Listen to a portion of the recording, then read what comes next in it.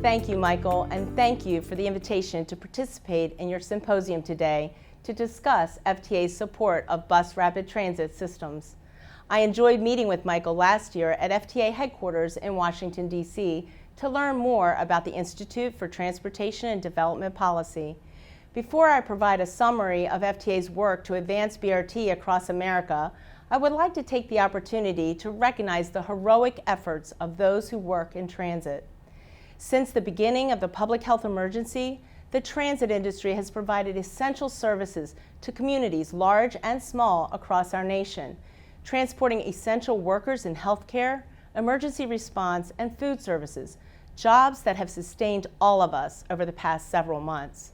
On behalf of Transportation Secretary Elaine Chao, thank you for your resilience and commitment to providing critical transportation services for every American who depends on public transportation every day.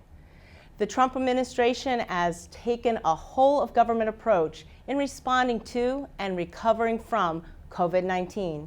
Since the President signed the CARES Act into law on March 27th, FTA has worked around the clock to distribute $25 billion in emergency assistance to help transit agencies across America. To date, we've awarded more than 93% of CARES Act transit grants, totaling more than $23 billion to help keep America and its economy moving. In addition, under Secretary Chao's leadership and working with our partners at FEMA, U.S. DOT distributed more than 100 million face coverings across the transportation network, including more than 14 million to more than 2,200 transit agencies for frontline workers and riders to support safe operations.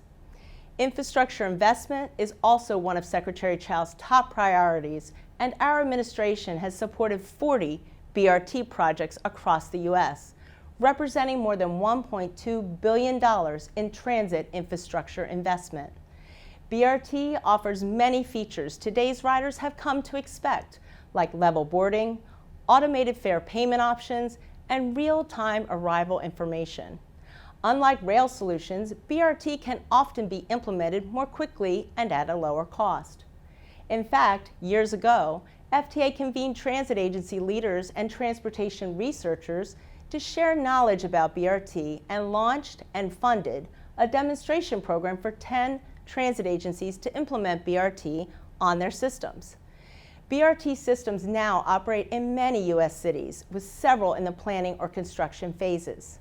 For example, just this year, FTA announced a nearly $100 million CIG grant to support the Miami South Corridor Rapid Transit Project, a 20-mile BRT line that will connect some of the fastest-growing communities in Miami-Dade to jobs, schools, healthcare, and other opportunities in downtown Miami. Earlier this year, in one of my last in-person events, I announced a $53.4 million grant to Spokane Transit Authority for its City Line BRT, a 6-mile line with 20 stations that will help residents reach the local community college and other downtown destinations.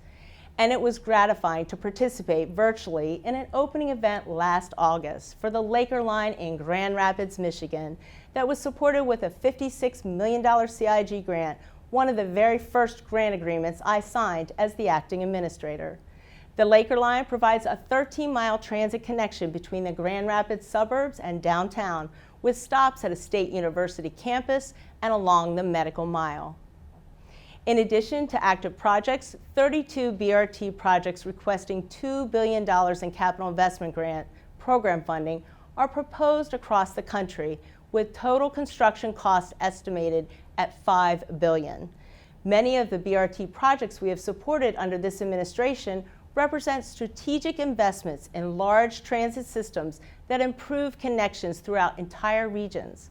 In Jacksonville, Florida, we supported a network of 5 BRT lines as part of the first Coast Flyer system that spans 44 miles in rapidly growing North Florida. In Albany, New York, FTA has supported 3 BRT projects, 2 that have already received awards, with the 3rd project receiving an allocation as part of a 40-mile BRT network to improve mobility and access to jobs, schools, and other critical services in communities along the Hudson River. Bus rapid transit systems provide the opportunity to capture the value that transit brings to communities. In fact, studies show that communities prosper and property values rise along BRT lines because new transit systems provide an opportunity for both transit agencies and their communities to realize the benefits of transit, an important form of value capture. This administration has supported value capture through our competitive transit-oriented development pilot program, awarding more than $39 million to planning projects aimed at fostering economic development around transit investments like BRT. Under the program, we funded a study in Kansas City to explore transit-oriented development along a 32-station line and supported Indigo's TOD planning along a future BRT line linking downtown Indianapolis with the airport. I often speak about the flexibilities that BRT provides as communities plan for future transportation innovations, and we have been a leader in investing in BRT across the country. Thank you again for the invitation to speak to you today. FTA remains committed to doing all we can to support public transportation systems across all of America's communities during these very challenging times.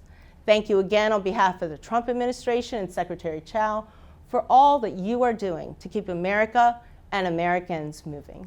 Thank you.